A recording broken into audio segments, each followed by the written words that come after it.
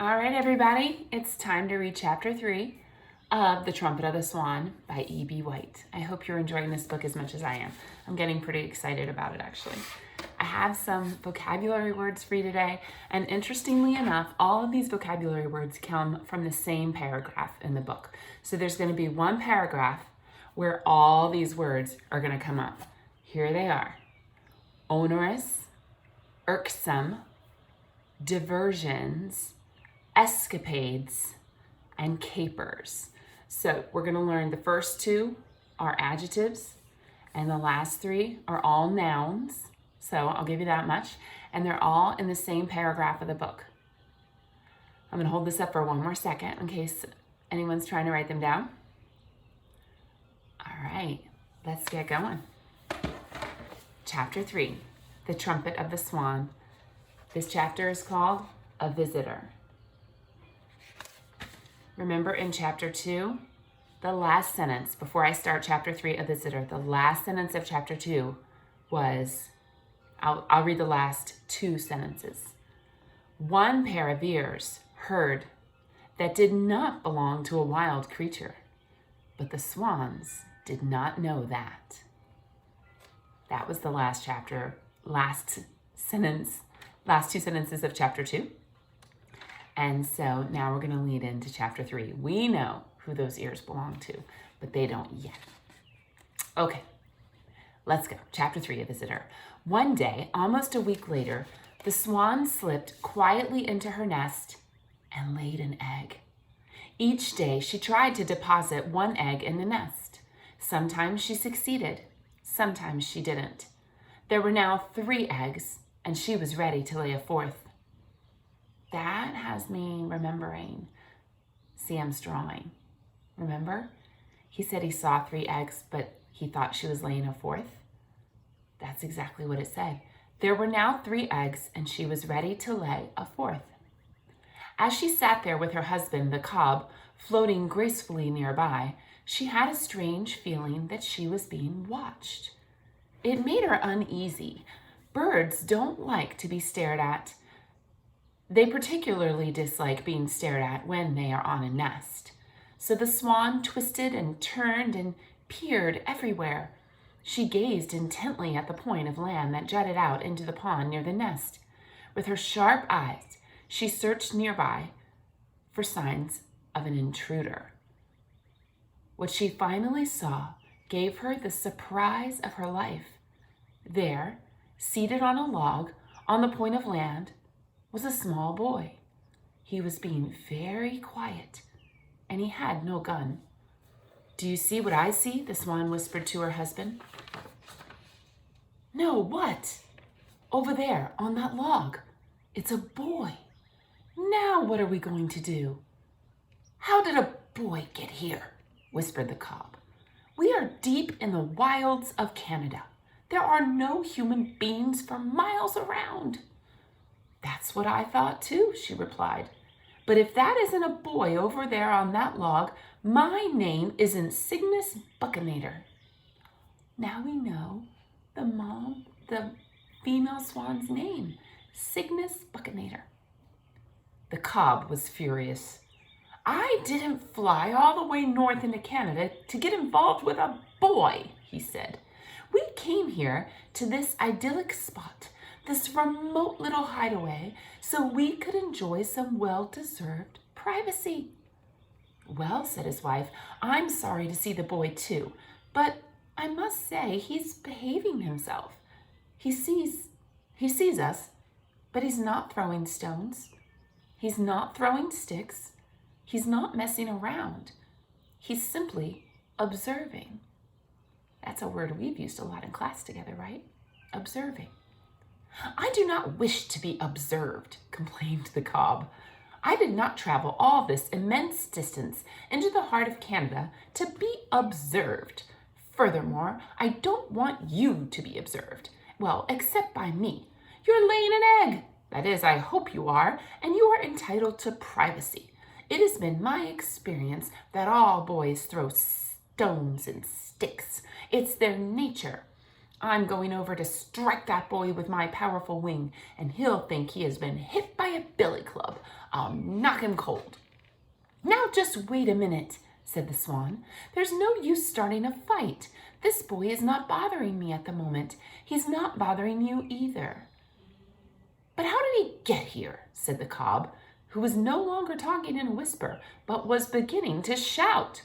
"How did he get here? Boys can't fly, and there are no roads in this part of Canada. We're 50 miles from the nearest highway." Do you remember how he got there?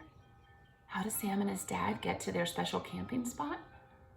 Yeah, they do fly, don't they? They fly in an airplane that can land on the water. All right, let's keep going.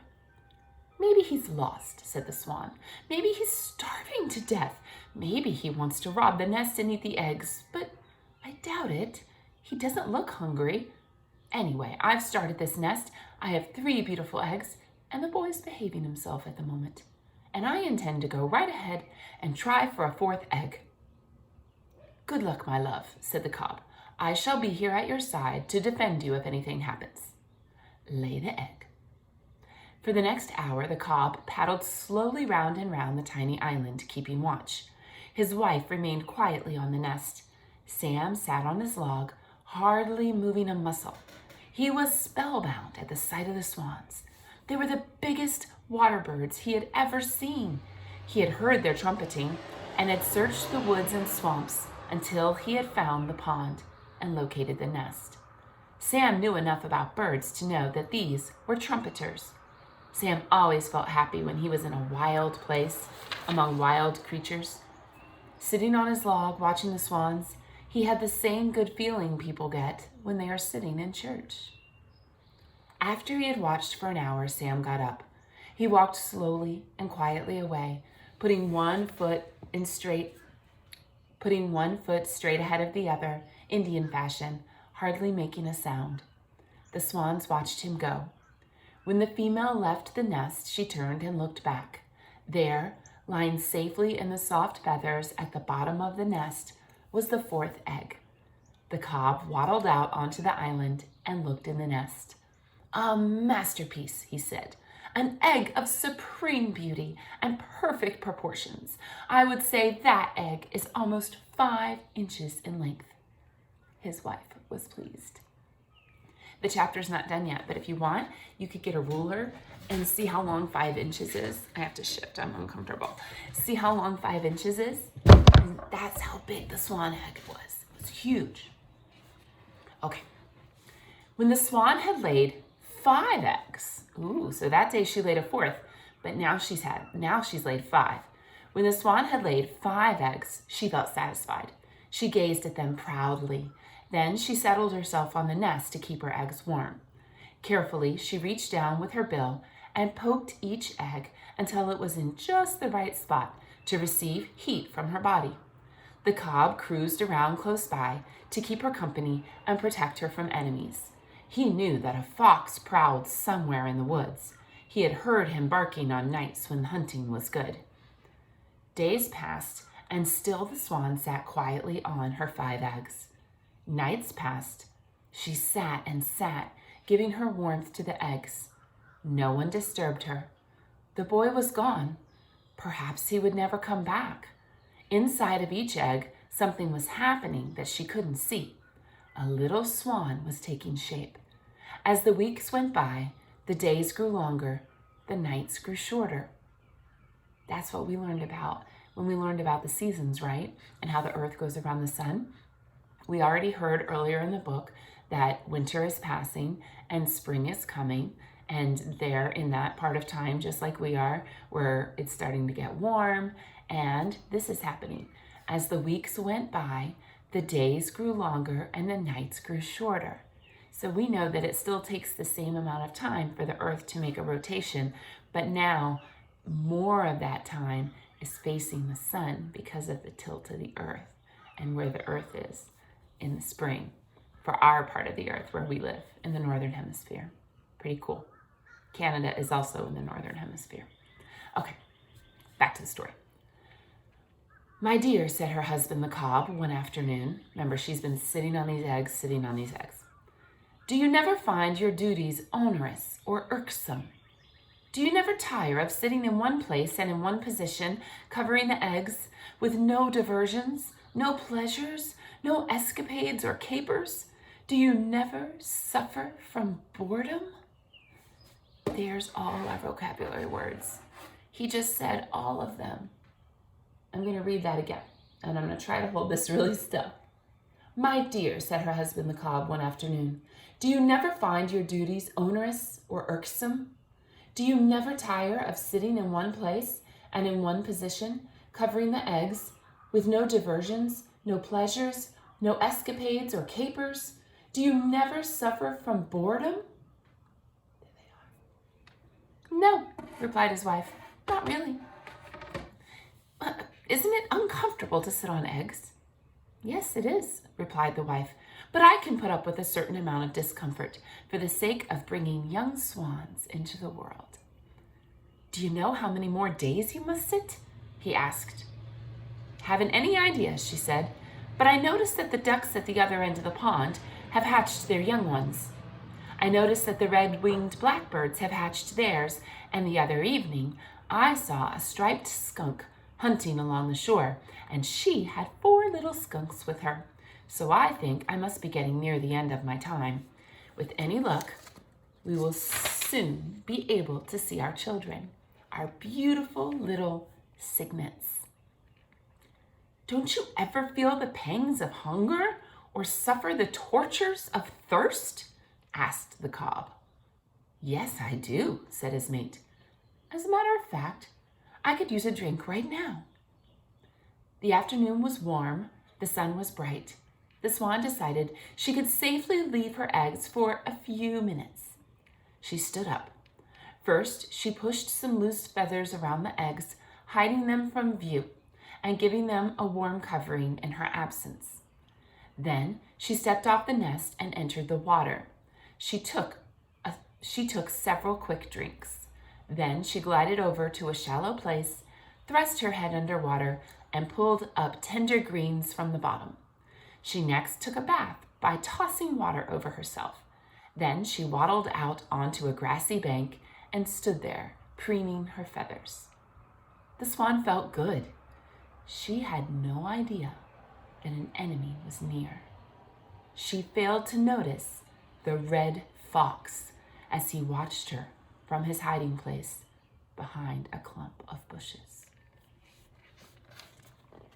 Over here is the swan and the cob, and over here is the fox.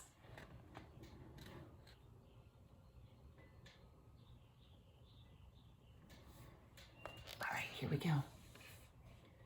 The fox had been attracted to the pond by the sound of the splashing water, and he hoped he would find a goose.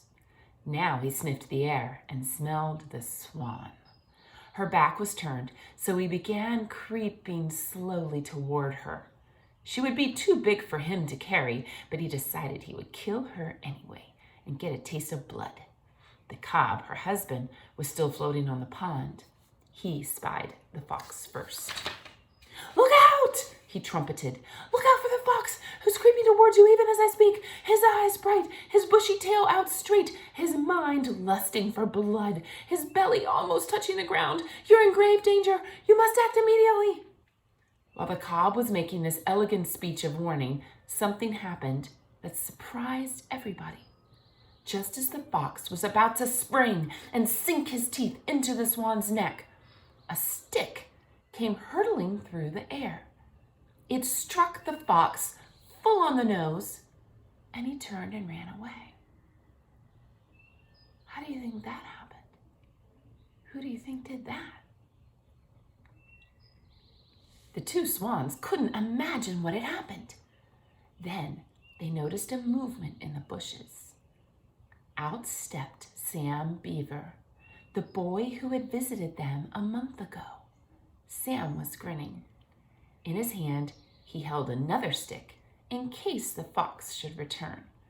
But the fox was in no mood to return. He had a very sore nose, and he had lost his appetite for fresh swan. Hello, said Sam in a low voice.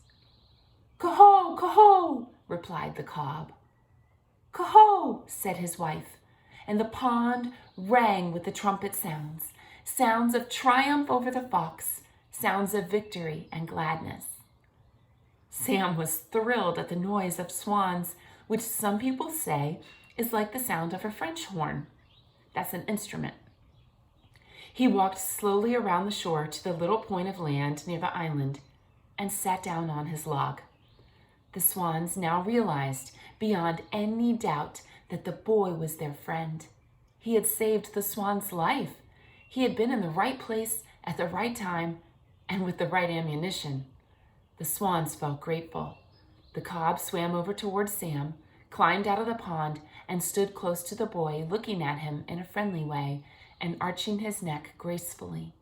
Once he ran his neck far out cautiously and almost touched the boy. Sam never moved a muscle. His heart thumped from excitement and joy. The female padded back to her nest and returned to the job of warming her eggs. She felt lucky to be alive. That night, before Sam crawled into his bunk at camp, he got out his notebook and found a pencil, and this is what he wrote. I didn't know of anything in the entire world more wonderful than a nest with eggs in it. An egg, because it contains life, is the most perfect thing there is. It is beautiful and mysterious. An egg is far finer than a tennis ball or a bar of soap. A tennis ball will always just be a tennis ball, and a bar of soap will always just be a bar of soap until it gets so small nobody wants it and throws it away. But an egg will be a living creature. A swan's egg will open, and out will come a little swan. A nest is almost as wonderful and mysterious as an egg.